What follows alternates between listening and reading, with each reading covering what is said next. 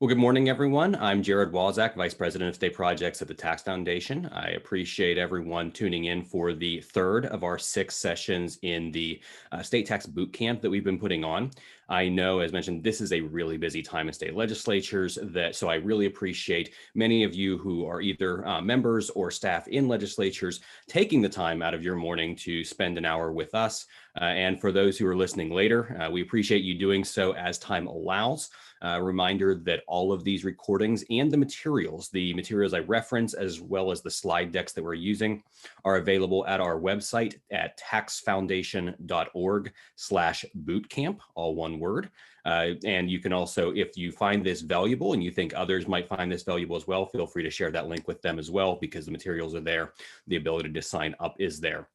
Today, in our third session, we're talking about the issues surrounding remote work and the taxation of remote work, something that's clearly become an increasingly salient issue over the last year, and I don't think it's going away anytime soon. While certainly we hope that the pandemic is reaching an end and that many of us will be going back to an office more regularly in the very near future, remote work is here to stay. And we want to talk a little about that issue and how states respond to this multi-state taxation, remote work, all of these things that are significantly more important than they were in the past. We will also, in later sessions, be covering some of the responses to the pandemic that states are involved with on the tax and fiscal front. But next week, we're going to have a session on excise taxes led by my colleague Ulrich Bosen. So hope you'll tune in for all of these. But with that, let's get started with this discussion about the taxation of remote work and just how multi-state taxation works. Some of this, of course, you may remember from our first session, or you may have dealt with in other things dealing with income taxes.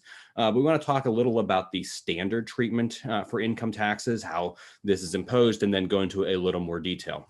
We've mentioned in the past that you are taxed where you live and where you earn income.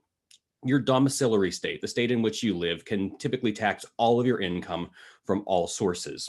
This means not only your wage and salary income, your traditional compensation, but also your investment income, royalty income, alimony income, anything that if it's subject to taxation. And some of those things will vary from state to state. But if a state chooses to tax it, your domiciliary state is the one that is allowed to tax all of those unique sources of income that are unearned income. Other states do not typically have that ability. They can tax just what you physically earn there. So if you perform services in another state, if you're working in another state, they are able to tax that income. And your home state offers you a credit as an offset for the taxes you pay to another state. We're going to go into a little more detail this session than we did last time about how that offset works. A quick aside before we do that, though, just to note that there are people, of course, who don't fit easily into these categories. In fact, after the first session, we got a couple of questions about what about, military and expats? And we're going to just do very basic on this because there's a lot of complexity and it varies from state to state. But generally, if you live abroad, but you lived in a state for some portion of the year, you owe taxes to that state for the year. Earning income in the state would also be sufficient. Now, if you were fully abroad all year, then it's going to depend on the state rules. There's a few states that are pretty aggressive about it. Accountants and tax preparers call a handful of states sticky states because they really stick as your state of legal residency with continued income tax obligations, even if you've lived abroad for years with minimal actual contacts with the state. It was like sort of your last address, but it's not really a state with which you have contacts now. California, New Mexico, South Carolina, and Virginia are particularly notable in this regard. Now, they offer some advantages too, but these are those more sticky states where that liability is likely to remain even if you haven't earned income from in-state sources, don't have domicile there. Now, many states do exclude some or all active duty pay earned outside the state, or even some portion earned within the state, even when it's your state of legal residence. So a lot of states go out of their way to provide certain tax benefits for active duty military personnel, benefits that are not going to be available for expats or those otherwise living abroad. But you do have this interesting situation where, for state tax purposes, you can have state tax liability in a state because you formerly lived there while you're continuing to live abroad. More generally, in determining where you live, as we discussed in our first session, each state has its own set of rules to determine whether you're domiciled in the state. For most of us, this isn't hard. You live in one place. There's no question about where I live. Virginia can claim me. No one else can claim me. This is very simple. But yeah, for some people, especially those who are higher income, higher net worth, you might have residences in multiple states. You might spend a lot of time in different states. So the most straightforward rule is basically the 183-day or 6 months in a day rule. Literally, a state in which you spend 183 or more days is just usually going to presume that you live there. But it can be a rebuttable presumption. And this is the rule that really is why so many snowbirds, when they make sure they hit that 183-day threshold when they're in Florida or somewhere like that, but it's not always sufficient. States, as we've mentioned, can look to other factors to determine domicile, like property, the amount of time you spend in the state, where your driver's license is, where you're registered to vote, where your business interests are, where your doctor is, where you worship, the address listed on various policies. And it's possible for two states to decide that they're the taxpayer's domicile, and this has consequences. It can mean that both expect taxes on all of those sources of income, including investment and other forms of income, only taxed in the domiciliary state, and for which the credits for taxes paid to other states are unlikely to be available. Now, some states, and this is the map that you see in front of you, some states have reciprocity agreements. These reciprocal agreements simplify taxes substantially for a certain class of taxpayer, because when we think about who can tax your income, think about the different scenarios. Part of the remote work culture question is, what if you're working in a state that your office is located elsewhere? But a lot of us, of course, even when we're not working remote, are working somewhere else. I live in Virginia. My office is in DC. Now, I'm broadcasting today from my home in Virginia, but under normal circumstances, I am going to DC to work. So now I have two different jurisdictions. And how does that work? In some places, sort of the ordinary treatment would be that I would pay taxes to the place where I worked. I would also have a tax obligation in my home state, but my home state would provide me a credit against those taxes I paid elsewhere. However, there are 16 states and the District of Columbia that have some sort of reciprocity agreement where they simplify this for the taxpayer. They establish rules that tell you, if you're in these circumstances, here's the state to which you report, file, and pay, and you don't have to worry about the other one, except usually filing some sort of exemption form, and your employer will usually do this. I suspect that most people who are in this situation don't even know that form is filed if they are a salaried employee somewhere, but there is usually an exemption form. These reciprocity agreements, however, can vary. Sometimes they're categorical. All income taxes are paid to your home state, your domiciliary state, even if you're working extensively in the other state. Sometimes they're limited to wage income, excluding potential income from other sources in the other state. So if you did have investment income that was associated with a business interest or something like that that could be taxed in the other state, that might not be subject to the credit. Sometimes they're only applicable under contingent circumstances, with requirements like being in the home state a certain number of days, not being in the other state for more than a certain number of days, not maintaining lodging on a permanent basis in the other state, or not having any non-wage income in the other state. So these things can get fairly complex. They are not uniform. So it's something that if you are commuting across state lines, you need to be aware of. And also, if you're a policymaker thinking about your reciprocity agreements, looking into whether they make sense and whether they have some unintended consequences, like not having any non-wage sources of income in another state. It's one thing to say those are outside the bounds of the reciprocity agreement. It's another thing to say that cancels reciprocity, that someone having any non-wage income in another state immediately excludes them from the ability to participate in this for their salary and their wage income. It's a sort of unique thing that a handful of states have that provision, and it's not clear why that would be a good policy. But in a normal circumstance, that's not available. So, you see the map, you see some states offer this, but there's an awful lot of states that don't. And even those that do don't always have it with all of their neighbors. So the rest of those of us who may be commuting across state lines have this credit for taxes paid to other states. Now, all states with an income tax have them. Every state that has an income tax does one of these, but they vary in their design. Some are explicit that the work for purposes of the credit must be performed in the other state, or the income must be sourced there by the sourcing rules of the home state. Many others are silent on this point, but this is usually the reasonable interpretation, the assumption that a revenue department would make unless the code is explicit in another direction. So it's possible, of course, that you could say, if the other state is taxing you on that income, then we're going to acknowledge that and provide the credit. But often there's this threshold question, under our state's rules, do we believe that other state has the right to tax you on that income? Do we think it's sourced to that other state, or do we think it's sourced to us? And as we'll get into in a moment with some of the remote work challenges, this clash creates potential for double taxation, where two different states believe that the income is sourced properly to them, and therefore the credits don't actually work. Another thing to note here is what the credits do and don't do. They are not typically going to be designed to say that you get a credit for all of the taxes paid to another state. They're usually going to say it's the lesser of the amount that you actually paid and the amount computed on income using your home state's rate. So, if on a certain chunk of income you owe 5% rate in your home state and you're working in a state that has an 8% rate, they're not going to give you a credit for the amount imputed, calculated under that 8% rate. They're going to give you the amount calculated under a 5% rate. So you are offsetting what you would have paid in your home state, and therefore you are paying more to work in the other state. It basically becomes, in net, you're paying the higher of the two income taxes. And because graduated rate schedules vary, they don't line up perfectly. I mean, it can create more liability, certainly, but you're not double taxed under these credits. One thing to note is that the credits frequently don't apply to city taxes paid in other states. This varies. There are a few states that make it very clear that subnational, substate jurisdictions, that these lower political jurisdictions also are eligible for the credit, but that's often not the case.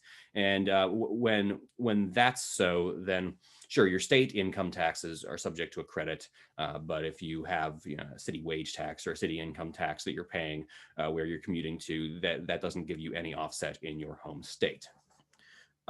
Let's jump ahead now to the filing and withholding obligations. This is the question then of where are you required to file, where are you required to pay? So if you are a commuter, you are going to have a filing obligation in both your home state and the state into which you're commuting. You've clearly established sufficient contacts with both of those states to be filing, unless there's that reciprocity agreement that takes care of everything except filing the exemption form.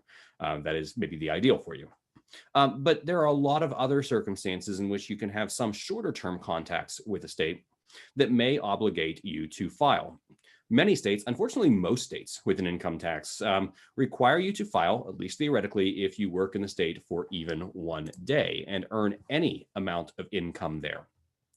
Many states also require your employer to withhold under these circumstances, and the reality is that this rarely happens.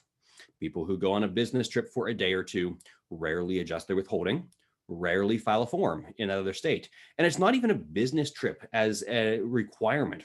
Any sort of income that could be sourced to that state. You go on vacation, you are sitting on the beach, and because we're always connected, we can never entirely turn off. You power up your phone, you pull up your email, and you respond to a work email. Technically speaking, if we're being really honest here, you now have work income. You have income sourced to that state, and legally speaking, you may have a filing requirement. And the reality is that no one's filing. And this is not a good thing. I mean, it's not great to have laws on the books that turn us all into scofflaws where there's really almost no compliance. There's no real legal expectation that people are going to comply. There's no enforcement on these borders here. And that's not great. That's not, in my mind, how a law should be written, which is why some states have thresholds, but not very many do. And also, the thresholds are often higher and more significant for withholding than they are for the actual tax liability. So they're recognizing that you're not going to update your withholding, that your employer may not always have a full requirement to account for every possible trip you take, which is reasonable. But then they may still have a low or no threshold for you as a filer. In fact, only 4 states have an explicit number of days threshold for individual filing obligations. Now, there's 11 states, including 3 of those 4, that have income thresholds. They vary. You know, there's the lowest I think is $1,000. There's a number in the $3,000 and $5,000 range, and sometimes it's above the resident income filing schedule. So essentially, you're in a situation where, okay, if you just earned a small amount of income here, you're here for a few days, don't worry about it, and that's probably a pretty good policy. But that's not the majority of states. In most states, just spending a little time there can be sufficient to have this obligation. Like I said, some states theoretically have filing but not withholding requirements for all income levels. California simply requires in-state income for an individual, any amount of income, dollar worth of income, but you need a $1,500 threshold for withholding. Now, others go in the opposite direction, require withholding at lower thresholds. You have to withhold at $1,000 a year in Idaho, but you only have a filing obligation as an individual at $2,500. It's $1,500 versus $2,000 in Wisconsin. Withholding can also be interesting because sometimes it's based on shorter periods. For instance, Oklahoma requires withholding if you earn more than $300 in another state in a quarter, but an individual owes based on $1,000 in a year. So a slight difference when you're looking at the calendar year versus a quarter. But importantly, you probably don't owe anything in many of these states. You can have gross income in a state and be subject still to non-resident income thresholds or an exemption that means that you owe nothing. States frequently provide non-residents with a standard deduction or personal exemption. It can be the same as the normal one for residents. It can be different, but they frequently provide this, and it's often more than enough to eliminate liability for most individuals who are only in the state for a short period of time. If you have a standard deduction of a few $1,000s, just spending a few days in the state for the ordinary taxpayer is probably not enough to get there. Especially if you're near the federal thresholds. You've got a lot of states who are between $5,000 and $10,000 and even $12,000 standard deductions. You probably didn't spend enough time in another state if you're just traveling through briefly on business or on a personal trip to reach that. Now, if you've relocated for any extended period of time, you quite possibly did. But you have this interesting situation where a lot of people, at least theoretically, are supposed to file a $0 return. They don't, but they're legally required to. There have been a lot of discussions over the years about raising these thresholds at the state level, or having legislation at the federal level, which would establish them for the states, which Congress does have the authority to do. And this could be based on dollar amounts, this could be based on number of days, and that's usually been the approach. And usually there are some exclusions, like the mobile workforce legislation that has been introduced on multiple occasions excludes entertainers, performers, athletes, people with really high incomes who travel and tour for work. They tend to be caught in that net, even under the legislation. You might ask, though, would it make sense even for there to be some income thresholds? For those who may be sports fans on the call, I think there's probably just a practical difference between, a AA baseball player and what they're earning, playing in 15 states perhaps, versus someone who's in the major leagues. But nonetheless, right now, they're filing in all of those states, and even under mobile workforce legislation, as typically devised, they would also be doing so. We mentioned in the first session, and also I mentioned in passing, the convenience rules issue. And this is where the credits start to break down. So-called convenience rules and similar sourcing rules on income require you to pay income where your office is, whether or not you set foot there. It's not very convenient, despite the name. In fact, what the name is basically getting at, the broader name, is the convenience of the employer rule. It is a rule that asks the question, are you working in a state other than where your office is merely for your employer's convenience, and actually implicitly also for the employee's convenience, or is it truly necessary for the work to be conducted? So Western states traveling salesperson or maintenance person or something like that for a company based in New York, okay, like you can't sell in California by being at the New York head office. But on the other hand, if you are doing, ordinary office tasks, theoretically, you could be in New York. There's no reason why you have to work remotely. And therefore, that is for convenience of the employer or the employee. And therefore, a state like New York or 6 other states that have rules like this will say that they continue to treat you as if you are employed and working at that office. And that's where, again, a lot of these rules start to break down. because this strips many taxpayers of eligibility for tax credits designed to avoid double taxation when someone lives in one state and works in another. Under these provisions, the employee is treated, this way, but you have this situation, and I mentioned the sourcing rules. Another state that offers the credit is going to say, well, wait a minute, you lived here, you worked here. By any reasonable sourcing definition, certainly the one that your state employs and which most states employ, all of your income is sourced to this home state or whichever state you're doing this work in. And it's really irrelevant that another state is exceeding these bounds by also sourcing it to themselves.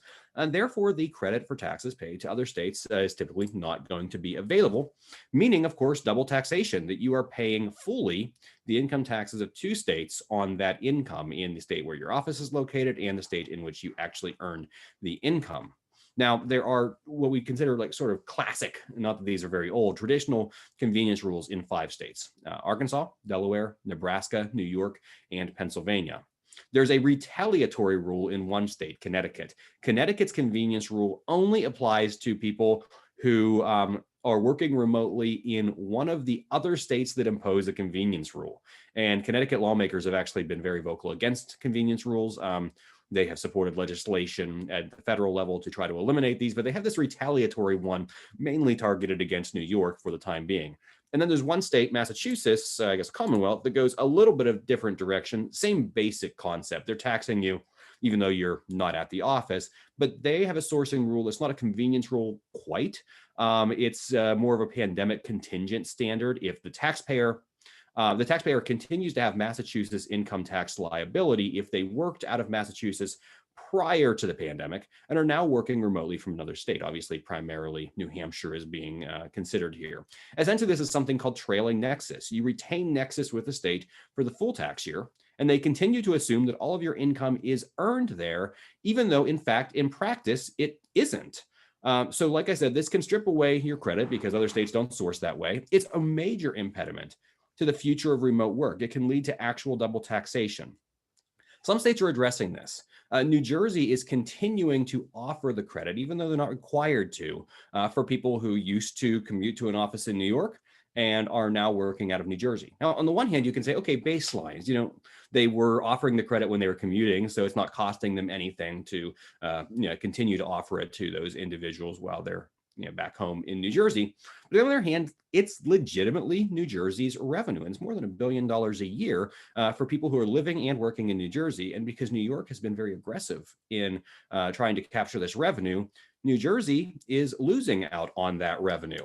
And you have a couple of other states. Connecticut's looking at moves to protect residents in that way as well. So you have two options. Either the taxpayer is treated unfairly, double taxed for no good reason, or the state, the home state that has the most legitimate claim on that income tax revenue is left out and loses that revenue. Those are your only two choices with a convenience rule, unless you actually combat the convenience rule. And of course, some states are trying to do this. There's a potential dormant commerce clause violation. The U.S. Constitution has the Commerce Clause. Legal theories surrounding this have what's called the dormant commerce clause. The negative commerce clause it's not explicit in the text, but the courts have long held that there are different things that states can do that impede interstate commerce, that are prohibited by the Commerce Clause. And taxpayers must have, under the jurisprudence here, some level of minimum economic contacts with a state and must in some way avail themselves of the benefit of a state's economy to be subject to their taxes. If you're a New York resident, New Mexico can't just decide to randomly tax you, even though you've done nothing in New Mexico, just because, why not?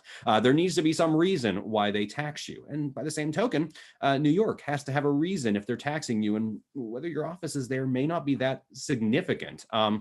New York's position is that employees are availing themselves of the state's market by having their employer there. But, New York doesn't tax all US-based employees of firms that are headquartered in New York, even though they certainly all benefit from the parent company's location. The state implicitly recognizes that there are some claims of taxable nexus that are just too tenuous. And when we think of what taxes are for, again, you're not really availing yourself of New York, you're availing yourself of New Jersey or whichever other state. We have litigation. The New Hampshire is seeking Supreme Court review of Massachusetts law, and even though it's structured a little differently, a decision there would very likely impact the other states with convenience rules as well.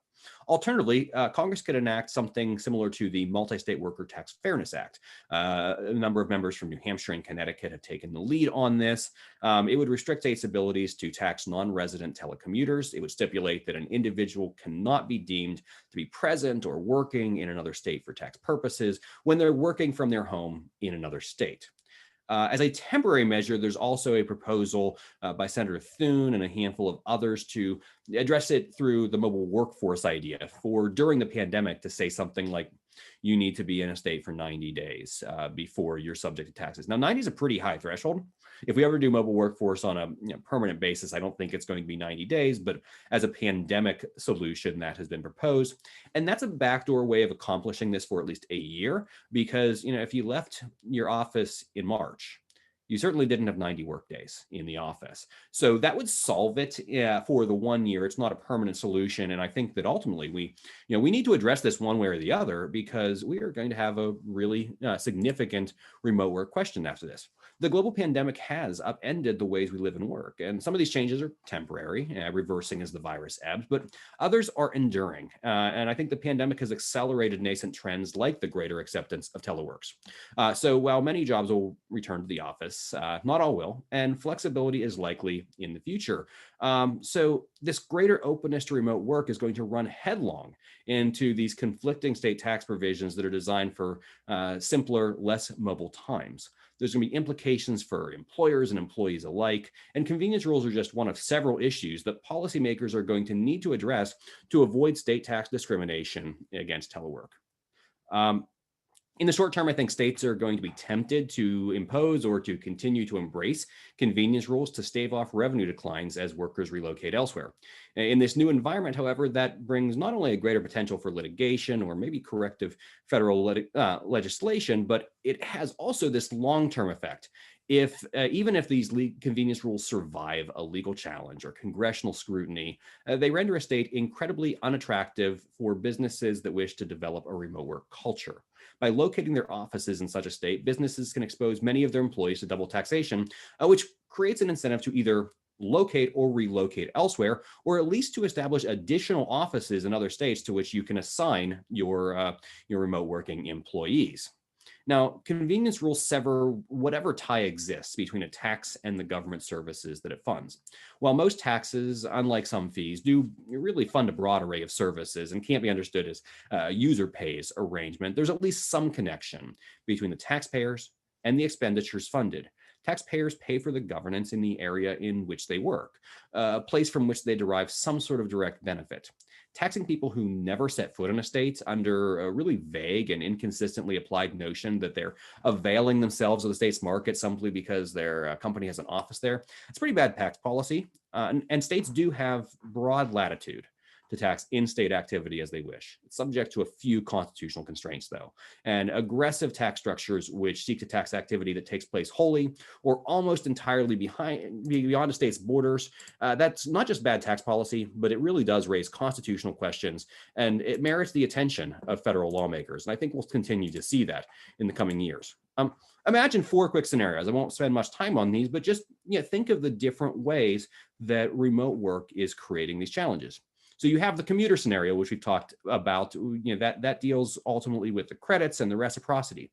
You have the scenario where someone lives and works in one state, but sometimes conducts work in another state. The business travel scenario. And that's where those mobile workforce thresholds can be very important. Is a couple of days sufficient, or do you need to spend significantly more time there? You have the true telework or remote work scenario where you're living and working remotely in one state for an out-of-state company. That's where the convenience rules issues are really important. And then finally, you have the scenario that I think a lot of people have found themselves in this past year, where people remotely worked in multiple states during the pandemic. And this will probably be unusual. There aren't going to be a lot of years in which many of us can say that we spent a few months here, a few months there, but some people did that this year. And there's not much to say about this other than to note that, if you're in a legislative office and you have constituents that are asking these questions, it's really important that they talk to a tax preparer sooner rather than later. There are a lot of people who probably did not change their withholding, who quite possibly owe to multiple states, certainly have tax filing obligations in multiple states. And this isn't something where the legislation has gone wrong. If you spent 4 or 6 months in another state, there's really no reasonable argument why you shouldn't owe taxes there. But a lot of people are going to be surprised by it. And they didn't change their withholding. So they're going to owe income taxes in another state. And of course, they will get that credit for taxes paid in another state unless there's a convenience rule issue. But there's a timing issue. You're going to have people who owe their taxes in one state and are eventually going to get a refund against the over withholding in their domiciliary state or the state in which they previously worked. But when will they get it? Will they get that after they owe to another state? And for a lot of people right now, that can be very difficult and significant. And of course, there are different ways to address this problem for individuals, but it's something to get ahead of for individuals who have uncertainty because they've had a really unique set of places they've lived and worked in the last year. We're already in March. Don't wait until April to try to figure out those problems. With that, let's jump to the employer side of this, because there are some serious employer impacts as well. And I'll pause just a moment. I think some people will realize this, but we do have a Q&A here. I will get to the questions at the end, but please, throughout the presentation, feel free to put a question in the Q&A box, and I'll try to answer some of those at the end of the session. For those who are listening in after the fact, feel free to email me at jmw@taxfoundation.org, and I'll try to address your questions after the fact with those emails as well. With that little programming note, let's move over to the business side of this with Nexus and apportionment. Because having even one employee work remotely in another state can establish taxable nexus that theoretically could create millions of dollars in corporate tax liability. In fact, sometimes does. When businesses engage in economic activity in multiple states, it's necessary to determine which states have the right to tax them and how much of the business's net income those states can claim. You'll remember this from session 1, where we talked a little about both nexus and apportionment. But as the short reminder here, nexus is the determination of whether a business has sufficient economic presence in a state for that state to tax any of its activity. Whereas apportionment determines, once you have nexus, the division of that income to yield the appropriate share for a given state to tax. Obviously, this is not an easy matter in many cases. You can't just say, well, they earned this amount in this state and we'll tax that amount. Businesses are complex. Business activity feeds into lots of different jurisdictions. So we have apportionment based on different factors, some combination of sales, payroll, and property. A lot of states are just sales, that determine how much of the income you apportion to that state. And as we've mentioned in the past, you don't have to have these all aligned. Each one of them needs to be internally consistent. If every state adopted the same rule, it would not lead to double taxation. But in fact, they do lead to double taxation because every state doesn't have to adopt the same rule. One can have 3-factor apportionment, another can have single sales factor, and depending on where you're selling from, and 2, that can either lead to less than 100% of your income being taxed or more than 100% of your income being taxed, and it often ends up being in the more category.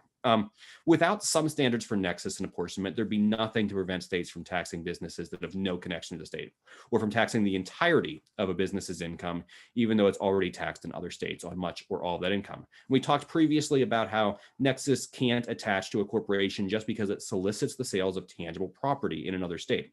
There has to be some further economic activity, like having property in the state, having employees there, and some states have thresholds, where even if the company is otherwise, constitutionally eligible, you need to have a certain amount of sales or property in the state. It's usually really low factor presence. We're not talking about a whole lot of activity. Basically, not every company is going to be subject to every state's corporate tax, even if they have a lot of sales into that state. But I mentioned one of the things that just categorically can create nexus is having payroll in the state. And yes, having a remote employee move there for their own reasons, completely unrelated to the company, well, that's still taxable nexus. So you have, even a single employee working from home in a state where a company previously lacked that nexus could be enough to qualify the company as taxable in that state. It can defeat the protections of Public Law 86272, and it can lead to sometimes one employee creating millions of dollars worth of tax liability in a given state for a company. So I think there's this potential, if we go to a much more favorable remote work environment, that you're going to have state blacklists for some companies, maybe a lot of companies, where they say, listen, we operate in the following states, so you can locate in one of those if you're working remotely, because we already have Nexus. And these states are going to treat us fine, so you can go locate there, but you can't just go anywhere, because we can't have one or two employees creating hundreds of thousands or even millions of dollars worth of tax liability for us. So no, you can't be approved to move somewhere. And this is going to be an impediment to that remote work culture. More so for small and mid-sized companies, obviously, than for the largest companies in the world. Your largest multinationals very likely do have Nexus in most states, so it's less of an issue. But there are going to be a lot of companies that aren't there, and this can be very significant for them. A recent survey, it was an industry survey, but a recent survey said that 43% of office workers have worked completely remotely since March of 2020. And another 21% have been mostly out of the office. So we're at almost 2/3 of office workers having most of their time out of the office. And yes, most are going back, but clearly not all. And according to Bloomberg's recent tax survey, having 6 or fewer, sometimes just one, 6 or fewer telecommuting employees in a state is enough to trigger tax nexus in at least 37 states. Now, 12 of them have temporarily waived that provision during COVID-19. And that's great. I'm glad they did that. And I think all states should do that, with some threshold. But the problem here is that remote work doesn't end once COVID-19 ends. And that's a good problem to have. There's a lot good to be said about remote work. But you have at least 37 states, possibly more, that are going to impose significant additional business taxes on companies if their employees work there remotely and they didn't previously have Nexus. There's 14 states that have Nexus based on factor presence. There are most that are using economic presence. It's going to vary, but whatever they're using, if they're not subject to Nexus now, they can become so. And that's really a problem. There's also an apportionment issue. And I think this has often been overlooked, because apportionment, as I mentioned, once you've determined that Nexus, this is how much of your income is subject to tax. And it can be sales, payroll, and property. So for a state that's 3-factor and has payroll factor as a third perhaps, or even less of this, having additional employees in the state creates additional liability. And honestly, this isn't getting a lot of discussion because that just doesn't seem that significant. Okay, you got 5 employees in the state, it slightly increases your overall apportionment in the state, but that seems fair. Like no one seems terribly worried about that, though there's a compliance and a paperwork issue. You do have to know where your employees are. This has been a problem for some companies, but there's actually a much bigger issue. And that's that some states source service income for that sales factor based on what's called cost of performance rules, or based on the income producing activity, IPA. That's basically saying, okay, when you sell tangible property, something physical, and we're using sales factor to determine where you're subject to corporate income taxes, it's obvious, wherever the good ended up, where it's being used, that's where it was sold. But with services with this complexity, a lot of states use benefit sourcing or market sourcing, the different names for it. We talked about this in the past, to say it's where it's utilized, where the benefit is received. But there are still a decent number of states that say that service income is sourced to where the service is performed. And if you're a company that used to have an office in one state where all of your employees worked, and all of your service income was sourced to that state, and you were subject to corporate taxes based on that activity. But now you've got this diaspora. You've got people across the country who are working to perform these services from who knows how many different states. You have to source that service income to these states if that's how they source services. And your apportionment for corporate tax purposes is based on that service income. This is really significant for some companies, and I don't think it's been widely considered to date. And this isn't a Nexus question. So this isn't just, okay, you're a service company, so you weren't subject to those protections of PL 86-272, or you already had Nexus in a state, so no big deal. It actually is a big deal because it's changing potentially substantially how much you owe in each of these states. And if you have major tax implications that are multiples potentially of what you're paying an employee, during the pandemic, companies are just sort of hoping, I think, that states will be reasonable, and they're going to have to deal with some surprises in a few states and potentially some tax disputes. But post-pandemic, these are decisions that will be made proactively, and there's going to be real limitations if an individual's relocation is going to cost the company way more than they produce in value for that company and way more than their salary for that company. So let's talk a little in closing here about just looking ahead at the future of remote work, because it's a really fascinating era that we're entering into. The coronavirus pandemic has generated this forced experiment in remote work. And yet, yes, many employees are ultimately going to return to their offices, but far greater workplace mobility is here to stay. The result is an environment where state tax competitiveness matters more than ever before.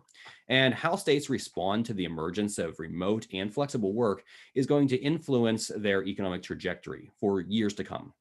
The remote work rise really solves this complex coordination problem in business decision making, and it does it by basically eliminating it for some businesses and their employees. When almost all work is performed in physical offices, an employer engaged in location decision making has to find some sort of equilibrium representing that optimal balance of a variety of competing factors. They need to balance the cost of doing business, which includes tax burdens, operating costs, regulatory costs, labor costs, you name it, with access to a qualified workforce and quality of life considerations, things like schools, access to research universities, transportation systems, housing markets, and cultural amenities, things that are important both to their executives and also to the workforce that they want to attract.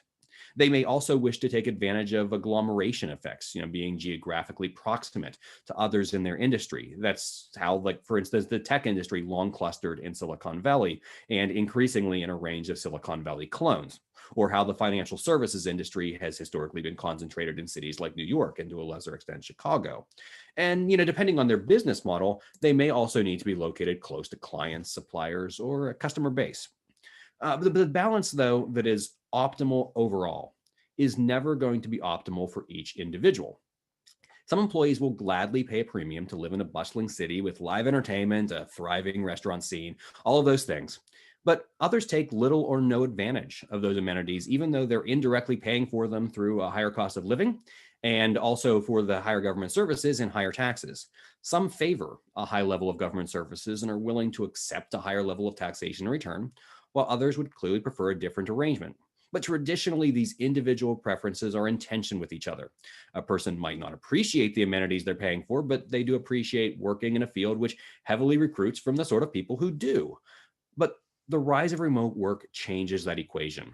To the extent that teams can operate virtually, employees can decide for themselves which bundle of amenities, priced in both the cost of living and in tax burdens, contribute to their quality of life and which ones don't. And they can choose, with some constraints, where to live accordingly, knowing that their job will follow them there. Not everyone who takes advantage of this flexibility will do so in pursuit of financial savings. A highly compensated employee might abandon one high-cost, high-tax jurisdiction for another similarly costly locale because, I don't know, they prefer living in a ski resort destination, living along a golf course. They dreamed of living somewhere tropical. I mean, whatever it may be, but the competition changes. And then there will be people who move for lower taxes or lower cost of living, or for what is for them and not for everyone else, a higher quality of life. Housing in New York City goes for about 10 times the price per square foot as housing in Cleveland. And people are clearly willing to pay that. There are a lot of people who want to live in New York City with its culture, its job market, its status as a global financial capital. If suddenly a single family home in Cleveland cost the same as a condo in Manhattan, no one would live there. Not that it's not a fine city, but you wouldn't be able to afford those prices there. The cost would no longer be commensurate with the benefits. But there are people who are glad to live in Cleveland at a fraction of the cost and would do so if they could keep that job that they had from their New York employer. There are people who would return to their Midwestern roots or seek the warmth of Florida or Arizona. They could relocate to Colorado or Utah's mountain paradises. They could move anywhere they want. Texas, you see people moving, even just within regions. You see people who were in New York City going to Boston. Economists talk about tax competition, but they also talk about the constraints. Because inertia is real. It takes a lot to uproot, especially if that means finding a new and maybe not as desirable job. So people wind up living where others with similar career paths live, not because it's their preferred location, because it's where their peers live. It's an analog version of what's often called the network effect, the phenomenon where a service's utility is predicated on the size of its user base. Just because a messaging app or a social media platform is better, either objectively or subject to your preferences, doesn't mean a lot if no one else is on it. Similarly, just because a person would rather live in Texas than in New York City, it doesn't mean a lot if their company or their industry is heavily based in New York City and not in Texas. But remote work makes what's called Tibu competition, essentially voting with one's feet, considerably more viable. In the long run, I think it has a potential to lead to a sort of great resorting where people are increasingly untethered from the geography of the job market and are allowed to relocate on other preferences. Now, tax burdens will only be one of many considerations, but those who are sensitive to their tax liability have never been in a better position to act on it. And this great resorting can be equal parts cause and effect of something else, a sort of great unbundling. And we think of this in terms of a lot of services we buy now. You've seen this partial unbundling of cable television packages, telephone data, and other goods and services to provide a more tailored value proposition. It allows people to pay for what they're using, not pay for what means less to them. Now, that's not left everyone satisfied. Users could theoretically rent every television episode they want to watch individually, but most of them still find it easier and cheaper to subscribe to streaming services. And the benefits of unbundling can break down as people wish to watch programming on multiple services. The same happens with governments. But we still have this potential opportunity for people to think much more about the balances. And cities and states land somewhere in between on this, right? Schools, roads, and courts are not the exclusive offering in any one location in the way that a show might only stream on one service. But taxpayers are still being offered a range of packages. It's not completely a la carte. You're not going to let taxpayers opt out of funding public education because they don't have school-age children or only fund the police when they need them. But you do still have opportunities to choose a level of services, to choose the cultural amenities, to choose the geography that you want, untethered from employment. It's a sort of cutting the cord. And this new environment offers states some challenges and some opportunities. It enhances state competition. It allows people to relocate to whichever locations offer them the best value propositions, which can mean an extraordinary improvement in the quality of life for many people, including for low-income workers. But at the same time, it can put pressure on social safety nets and certain types of investment as it becomes somewhat more attractive for some jurisdictions to focus on maximizing value for remote workers reliant on infrastructure elsewhere while reducing their focus on their existing population. But here's the reality.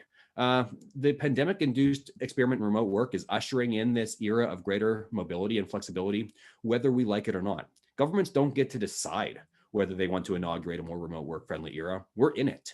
And the choices are about how to respond. If employees are free to relocate, the same is increasingly true of their employers as well. It's not just that employees of a Silicon Valley company can move without giving up their job. It's also that the Silicon Valley company can relocate in search of lower taxes, a better regulatory environment, or a lower overall cost of doing business with far less fear than they would have had in the past of losing access to that qualified workforce, because it really no longer matters where most of their employees want to be and whether they'll move with them or where their new recruits are located. So state officials need to think long and hard about how to compete in this increasingly mobile post-pandemic environment. There are opportunities to attract businesses that previously found relocation impractical, or for which tax liability was previously subordinate to other considerations which are devalued in a more remote work-friendly era. There are opportunities to become destinations for workers who can increasingly live everywhere. Conversely, there are policies in place in some states which, if not revisited, could see them blacklisted for remote worker locations. Because, for instance, a remote employee's presence would establish taxable nexus for the company itself, or could even drive out existing companies, especially when some states' aggressive tax policies would lead to double taxation of their remote employees, ultimately driving this relocation or at least additional offices elsewhere for businesses that want to prioritize telework. Now, some states, fearful that they're going to lose out in this era of greater mobility, are responding to lower projected revenues due to this anticipated outmigration by considering higher taxes on those who remain or those that they would like to return, in the case of many metropolitan areas that have seen a decline in population, probably mostly temporary, as people went to lower density areas during the pandemic. But this is a policy response. This idea of higher taxes on these individuals can quickly become a self-fulfilling prophecy. States that are worried about the outmigration might end up facilitating it, essentially closing the door to those who would otherwise return. Then there's other states mindful of this newly competitive environment that are looking to burnish their credentials to attract relocating employees and employers. State and local tax policy have always mattered. But by upending some of these traditional coordination problems, the rise of remote work is bringing tax burdens and economic competitiveness to the forefront. And it's really a development that states cannot afford to ignore. This is going to be, I think, a driving theme of tax policy and other state policies in the coming years. Remote work is here to stay. It's just a question of how states respond to it. And with that, I think I'm going to open up the questions. And so if you haven't asked a question yet, feel free to pose one now in the Q&A session, and I'll start looking at some of these now and try to respond to a few. And again, for those who are listening, feel free to email me at jmw@taxfoundation.org if you have questions of your own, or go to taxfoundation.org/bootcamp if you wanted to catch this again, or look at the materials. We have some materials linked, especially on convenience rules and some of these other issues. So someone asked that they're aware of at least one state considering adopting a convenience rule in anticipation of office occupancy coming back slowly, asking basically, are we aware of others or tracking such legislation? And there are several states that are looking at this right now. I am not aware of any bills that are sort of like past any meaningful legislative thresholds. I could be mistaken on that, but I believe there have been a number that have been introduced, but for the most part, they haven't cleared the relevant committees. I do think it is a growing issue. If not this year, then maybe next year, maybe in a special session. There are going to be states that are concerned about their revenue losses in the short term, that they're just not full. I mean, last study I saw of Midtown Manhattan said that they only had 10 to 15% of their offices filled. That will be rising very soon, but it will not be rising to 100%. Other cities are struggling similarly, and there's a lot of attractive elements of saying, we're going to keep taxing that. But there's a legal uncertainty, obviously. But it's also just a very bad long-term play when you recognize we're not just talking about the pandemic here. We are talking about the future of a much more mobile workforce, where a lot of companies want to offer this flexibility and will have to work around policies like this and make decisions to ensure that they actually have a workforce that can work remotely. I am asked, is remote work going to become more attractive to incentivize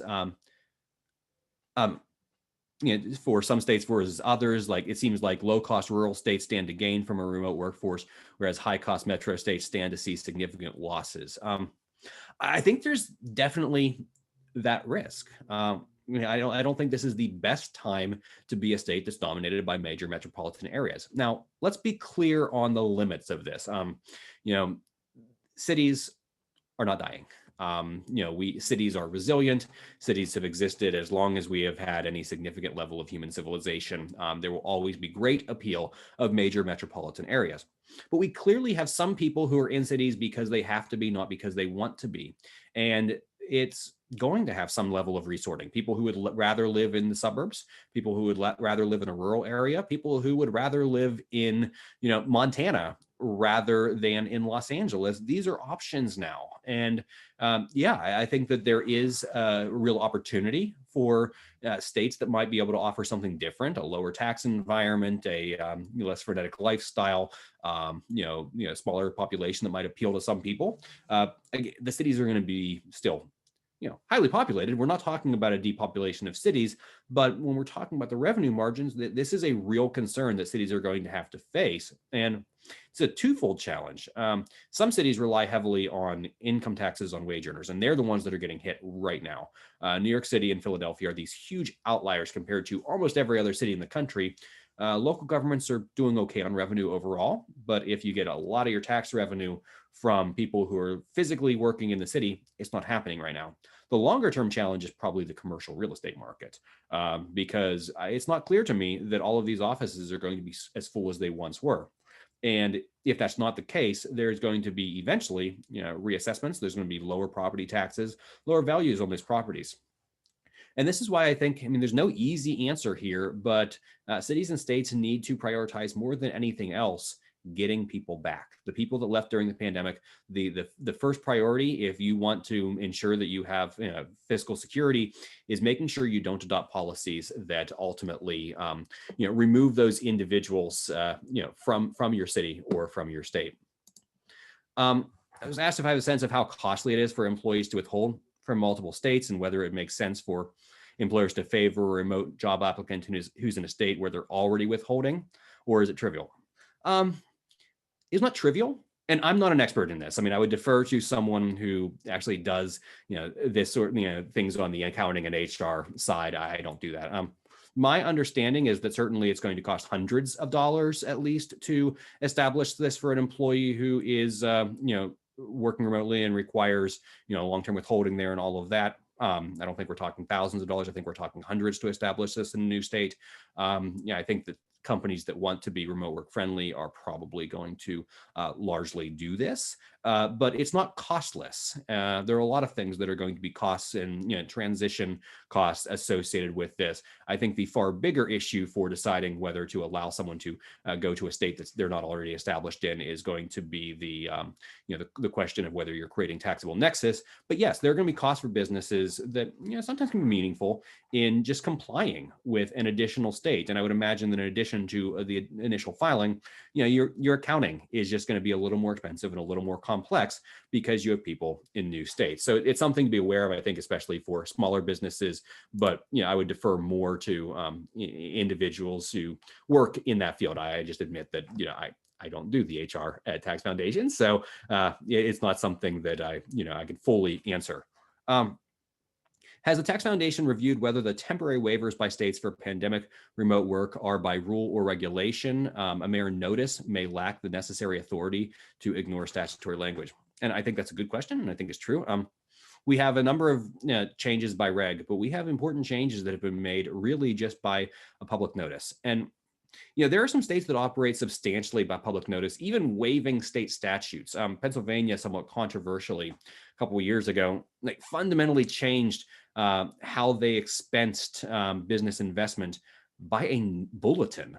And there was a real question of whether you could do that given the law. And they said it was an interpretation, but there were a lot of questions. Some of what we're seeing now is much more within the discretionary ability of a revenue department. But yeah, there are legitimate questions where some of these things are being established by notice as to whether they have that authority. A lot of states have followed up where the state agency said, we're going to treat something a certain way during COVID-19, but we'd like some clarifying legislation to ensure that we have that authority. And a lot of states have followed through. I think that can make good sense. I think that following, even with a reg, if it was originally done by a mere notice, is probably valuable. Do I have thoughts on the likelihood of SCOTUS taking the New Hampshire v. Massachusetts case? State tax cases rarely get taken up. It's actually pretty uncommon for that to happen. The Supreme Court really doesn't like to weigh in on those questions. This one is way more likely than most. In fact, the Supreme Court has already, they've asked the Solicitor General to brief them on this, which is a sign of at least significant interest. They've asked, if the Solicitor General wants to file that brief, I should say. So there's real interest in it. I think if this one doesn't get taken, that we will see a future one. Because this is going to be a major issue. This isn't a tax dispute that deals with a couple hundred people in weird circumstances. This is something that potentially affects millions of remote workers across great many states. And it has real implications for both state tax revenue and for individuals facing discriminatory double taxation. Now, I think this is something the courts will eventually take up. I personally hope that it'll be resolved sooner rather than later, but whether it's this case or another one, I think this is one of those rare state tax issues that is going to be taken by the Supreme Court. something to be mindful of here. This is a dispute between states. So it is a matter where the Supreme Court has original jurisdiction. They can take this directly to the Supreme Court. That does not mean the Supreme Court has to take it. And the circumstances are a little different. We think of with an appeal from an appellate court, the Supreme Court can grant certiorari. Here it is, granting a petition for leave to file. So that's what we're waiting for now. It's very similar. It's that permission from the court for this to be docketed, to be heard. And we'll see, but I think the chances are far better than you would usually have, at least in a case regarding a state tax dispute. Why do I think that most states have not issued guidance on temporarily waiving their Nexus policies? Well, one, they may not have the authority without legislative authorization. There's a range of views on that, and there's a range of statutes that have different levels of flexibility. Some states want the revenue, and that doesn't necessarily mean they're going after everyone. They may well not do anything about the company that has 5 employees there. One, because they may not know about it, and the enforcement might not be worth it. But they may be sort of intentionally ignoring some of those marginal cases where there's not a lot of revenue on the line. But they might want to preserve their ability to require this of companies where it would be much more significant to the state's additional revenues. They might also hope that this is the law, that companies voluntarily complying with this will generate additional revenue for them. And even though state revenues have been flat, in some cases they've even increased over the last year, obviously they did not grow at the rate that most states had hoped. And there are some states that are still worried about what the future holds. So some states have been very, very mindful about anything during the pandemic that could generate additional revenue. But I would be concerned about this being an approach to doing that. It's not a terribly good one. And I think that more, there needs to be, I think, some flexibility during a pandemic. Companies didn't have any say really about where their employees went. But post-pandemic, it makes sense to think about what these thresholds should be if you want to be a state that's attractive to remote workers. We see states already saying, come here, work remotely from our state. It's going to be a lot more attractive if you can also tell their employer it's okay. You can allow them to come here and you're not changing your tax liability. So we'll see what happens there. Let's see. For those wanting to help educate others on quality tax policy, what kind of tax policies can we encourage or educate the public on that will make a state's remote work environment more appealing for people looking to move to a state? Well, we know that people who relocate for tax purposes, they seem to be most strongly incentivized by income taxes, both because those are actually a more economically inefficient tax, but also there's a sticker element of that. People look at states that have lower income taxes. So it's a good policy to have a relatively modest income tax, but I think also we're going to see continued in-migration to those states during the remote work era. It's going to be really attractive to say, well, what about Texas? What about Florida? What about other states that may have very low income taxes? But more broadly, I think that whatever tax mix you have as a state, you want to make sure that it's not discriminating against either companies that may want to offer that flexibility or individuals who might want to move to your state, and that you have the competitiveness to continue to retain and attract companies during this crisis and after this more positive remote work era. And the Tax Foundation has a piece. It's not in our materials. Maybe we can add it. That was our state, federal, and global teams all working on a short piece on responses, governmental tax responses to the pandemic and the post-pandemic era that I think could potentially provide some further answers to that question that might be relevant. So I'll try to have that added to our materials. It's not on the website as we speak. Let's see. If there are any further questions, feel free to put them into the Q&A box. It looks like we have gotten to most of them at this point. And if there aren't any additional ones, I really appreciate everyone spending their hour with us. I know this is a very busy time of year, so I'm very grateful for you carving out this time. Again, if you've enjoyed this session, feel free to go to taxfoundation.org/bootcamp to review the materials, to watch this again, or if there are others that you think would benefit from this or from previous or future sessions, we hope you would share that with them as well. And please join us again this time next week when my colleague Ulrich Bosen is going to be talking about excise taxation, both some of the existing excise taxes and where those go, but also a lot of these newer fields in excise taxation, talking about the ways to design taxation on marijuana or on sports betting and gaming, and some of these newer fields that are emerging in excise taxation. So please join us then. Again, thank you so much for joining today, and we will see you next week.